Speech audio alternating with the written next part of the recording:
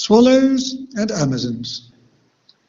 Scene 1, The Train, England, 1929. We hear the train's whistle. The train generally whistles when it goes through a tunnel. Little boy eating an apple. Notice how lovely the train was in those days. Pictures on the wall of the train, almost as if it was like a room. There are 5 children: Roger, Titty, John, Susan, and the little girl, who is called Vicky. Roger is the smallest and a likeable, plucky boy, interested in what his elder brother and sister are doing. Susan is close to her mother. You can see that she is a good girl. She is sewing in the train. Like her mother, she does a lot of serious and good things. We all know this kind of girl. Titty, which is a short name for another name, maybe Elizabeth, is a dreamy girl, but clever and likes words and poems and animals. She is a deeper person than Susan, but not so practical. John is a very practical boy and the eldest in the family. In British families until recently, being the eldest son was regarded as a position of honour. In other words, the oldest male child was special. Think of Prince Charles. They have with them a picnic basket. Picnics are meals which are eaten outside in the open air. In the old time in Britain, the families who did this would carry with them such baskets. If this is in 1929, it would have been exactly the kind of situation for my father, who would then have been 10, the same age as John. Notice also that the children wear very formal clothes, jackets, and sometimes ties. In the old time in Britain, people thought it was very important to dress in nice clothes and to have, for example, shoes which were always clean. Indeed, my father told me that for many, many years, if you did not have a hat on your head, it would be seen as very unrespectable. The train is a steam train, and we are in the northwest of England. Here there is a quite small area with small but quite dangerous mountains and lakes. Very beautiful. It is called the Lake District. The English poet Wordsworth was from here. He lived in the late 17th and 18th centuries when there would have been no trains and only a few roads. Now there are many roads, too many cars and tourists, walkers and mountaineers, and many people would try to come outside the hot summer months of June, July and August when it is too full of people. Quite the opposite from Georgia, where this year there were not many tourists and where there are not a huge number of hotels and arrangements for tourists. England has been working on this problem for a lot longer, but in the time of Wordsworth, there were no tourists unless you count Wordsworth himself as one of the first tourists. Responsibilities of a tourist. If you're a tourist, you need some money in your pocket and you need to be a good planner. It is bad if you are a nervous kind of person and do not like change. A tourist must sleep in a different place maybe every day, and if there are problems, a tourist must not mind about them. When you travel, bad things can happen. You must also be very careful. You must not lose your money or rucksack or passport. If this happens, your holiday or visit or trip may have to end, and you may lose a lot of money as well as be very unhappy and feel that you have failed. However, these children in this film are under the protection of their mother. As we see in the dialogue, their father is away. He is a merchant seaman. That means he is sailing in a big ship somewhere in the world, and every month he will get maybe £300, which he sends back to his wife to pay for these 5 children and the train tickets and all the things they need. We can guess that they have another house maybe in London, and that this big house in the Lake District is their second home or their summer house. It is quite a rich family. There is a lady living there who helps with all the housework. She is a kind of servant. We can see that in those days people did not have rucksacks but large box-like cases which you can lock, of a brown or tan colour, made of some kind of very, very hard cardboard. And notice that you must put your label, a small piece of paper attached by a string, on the suitcase, as it was called, because it was for containing suits. Suits means jackets and trousers when worn together, and typically by businessmen.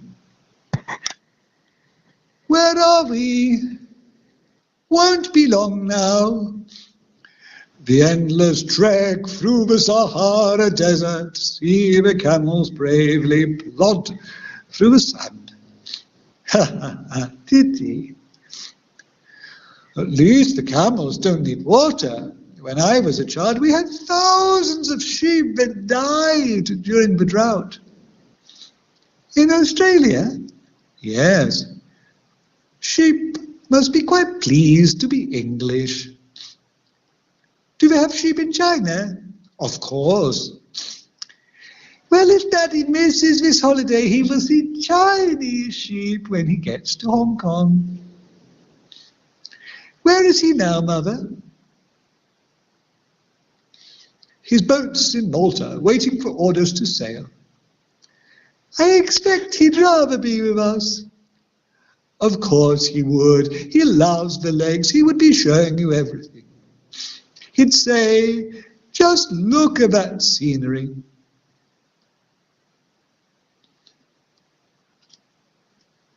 Scene 2, arrival at the station. There is a lot to study in this picture of the station. First of all, it is like a house. There are painted windows, drain pipes, chimneys, even decorative brickwork. There is an advertisement for Lipton's tea. This is a type of tea still made today, which can be found in supermarkets in Tbilisi, even now, in characteristic yellow packets. Notice the numbers and letters on the cars. This is quite a big subject, but basically the numbering of cars started with A1, and when Z was reached, I mean Z1, Z99, Z999, Z9999, they went to AA1, AA2, and so on. There was at first a limit of 6 letters or numbers on the car plates. We can see that the car on the left is quite old. It has the number VG251. A number plate like that would be worth many thousands of pounds today. The other car has the number JM2021. This number would have been old after they decided it was okay to use numbers up to 10,000 with 2 letters before them. A bit later, they decided to use 3 letters, followed by 3 numbers, as in Georgia, until very recently, like ABC 1, 2, 3. England in the old days was very much a country, on the one hand, of people with money who did things and decided things and had a nice time, and serving people with very little money who assisted these very rich and powerful people on the other. This did not happen very much in Georgia because although in Russia before 1917 the situation was very much the same, rich people having a nice time, eating good food, not having to work, poor people helping them, having a hard life, working very hard. In 1917 in Russia, there was a revolution, and the Tsar's family were all killed, and the first communists, notably Trotsky, who was also later killed, came to power. A little bit later there was Lenin, and rather later than that, the Georgian Stalin. Under this system, people were supposed to be more equal. So you did not find a big country summer house and lots of servants and people helping the rich and powerful people in Georgia in 1929. Look again at this scene and just notice the social divisions by looking at the people in the scene. The second car, JM2021, is presumably for the family 2. We see 2 large cases which have been wheeled on a trolley from a train by the man with the waistcoat and white shirt, who is just going across to assist a second porter carrying another brown case towards car VG251. The man with the straw hat is the driver of JM2021. He must drive forward a bit and put the cases in the back of his open car. Meanwhile, the children and mother travel in VG251. Look at the crest on the bonnet. It is an expensive car, maybe a Bentley. But there's a second man with a straw hat talking to another lady with a hat containing orange and yellow flowers, who is carrying a smaller black case. I think that she is a local person who is friends with the second driver who has just made a local trip. And guess his job will be to drive people from the station too. If you look carefully, you'll also see another lady standing by a horse trap, an alternative way of taking luggage from a station in 1929. What would be the situation today? But in the end, we see a third man, also dressed in a small, smart light jacket and already inside VG251, who drives a family from a station to their summer house, Holly Ho. We see him briefly as the children get out of the car. He is wearing a special driver's black cap. Notice Mrs. Jackson, the lady who assists the family in the house immediately. She opens the car door as it arrives. It is part of her job. The children do not greet her, they just fly out of the car. Notice that the driver lets the family get out of the car first. This is to show respect. Even the children of the family are more important than he is. We pack up the dialogue just as they're getting out of the car. Please, can we go exploring? It's a little late. It's still light. We won't be long. All right, but it'll soon be supper time. Hello, sir. Hello.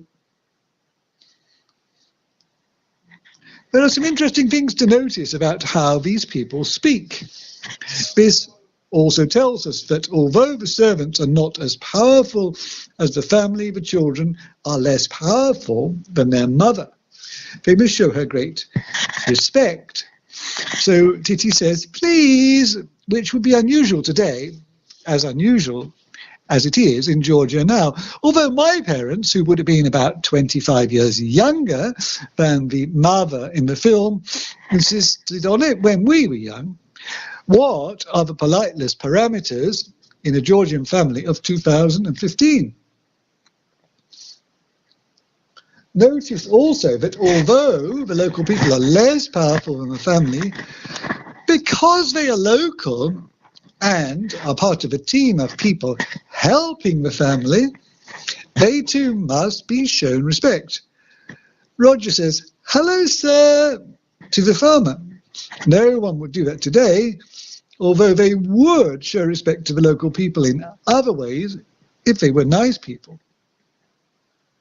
I mean, if the people from London were nice people.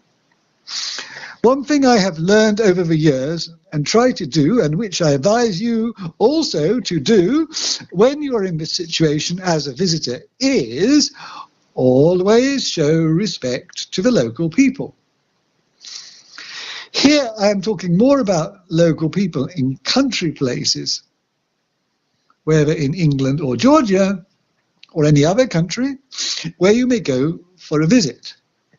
People in country places are usually very nice, but very traditional, slightly closed, and you must treat them carefully and with great friendship, and you will usually be rewarded many times over.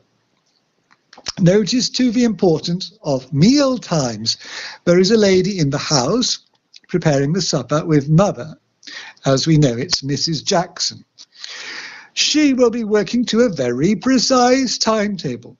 In the more old-fashioned families, including mine, the time of supper was always communicated to everyone in advance, and people were in trouble if they were late or busy with something which they could not stop when dinner, or supper as it is informally called, was served. And I would just add that the idea of washing your hands before supper was also very, very important. And a mother in a family would usually say to the children, "Have you washed your hands? Go and wash your hands." In other words, it was not at all possible for the children just to come straight from their bedroom or the yard or from watching the television or even from helping Mother in the kitchen without first going to probably the bathroom or a small room where there is a supply of water and soap and a towel where they would wash their hands before eating. In present-day families, I don't think this would be done. When we pick up the film again, let us look carefully at how the children treat Mrs. Jackson and how she responds. The most important thing you can ever learn as Georgian children is, maybe, that there was a Russian Revolution in 1917, which near and far tried to make everyone equal, but instead made the job of about 30 countries much, much harder for about 70 years, and in the process destroyed many nice places. It upset the natural resources of these places and countries, building things without any plans, which were ugly and horrible and would never get finished, and which nobody wanted and nobody had asked for, and generally upsetting and humiliating and ordering about the nice ordinary people and their children and grandchildren who lived in these places like Georgia and Azerbaijan and all the countries of Asia which were under Russia, or the Russian Empire, or the Soviet Empire as we should really call it, and upsetting and causing great distress, as I say, to all these parents and grandparents and great-grandparents of families similar to your own, all over Soviet Central Asia, Soviet Caucasus, Soviet East Asia, Siberia, Crimea, Ukraine, all those places. We are here to change all that.